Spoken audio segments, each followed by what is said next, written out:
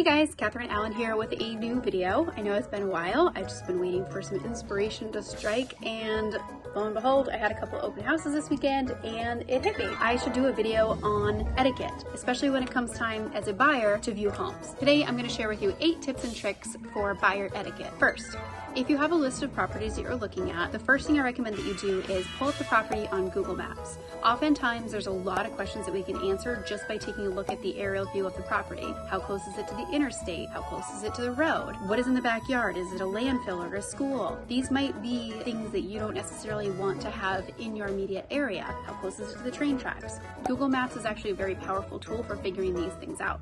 Second, if you have time and you are readily accessible, you should go do a drive-by of the property. A drive-by is just what it sounds like. Figure out where it is, go take a look, creep by really slowly, figure out if you like the style of the house. Is it bigger or smaller than it looks? What do you think of the yard? Were you able to tell how close it was to the road from the listing? Again, these are things that oftentimes we can't figure out from the listing photos, but a drive-by or a Google view is actually very helpful for helping us figure those out. Third, batch your showings. If you have a list of properties you're interested in, send those to your realtor. If we can take you on a tour where we can see multiple properties at once, it does a couple of things. It maximizes your time, so we're seeing as many properties as we possibly can, and it also allows you to compare and contrast those properties while they're still fresh in your mind. I often recommend keeping a notepad with you so you can take notes on what you disliked and liked about the property, because after you see a couple of homes, they tend to kind of start blending together. 4, be on time. I cannot stress this one enough. If you're like me and you struggle with showing up on time, set yourself up for success and leave 10 or 15 minutes early. When we're doing showings, especially multiple showings, we've got to keep in mind that these are people who have left their homes so that we can have some private time looking around them. If you are late, this actually causes a domino effect where you will end up being late to the subsequent appointments, or in the worst case scenario, we actually have to end up missing an appointment or two because we're so far off track time-wise. Sometimes homes aren't available to pivot and change those appointments on short notice. Try to be on time so we can stick to the schedule. Tip number 5, build in breaks. Make sure that your realtor is creating a little bit of a buffer time between appointments, because if you're seeing multiple homes, eventually you gotta get the urge, you gotta go to the bathroom. So take that time to maybe pop by the gas station, use the restroom, maybe swing into a restaurant and get a drink. Build in a break, because real estate shopping can be kind of tiresome and it's nice to get a refreshment. Tip number 6 is pack some snacks. Again, you're probably gonna get a little bit hungry.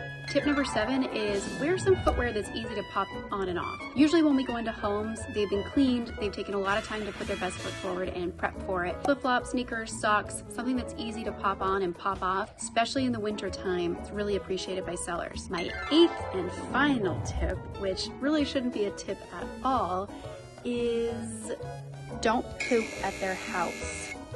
Yeah, I said it. Don't poop in the seller's house. You guys, build in your breaks.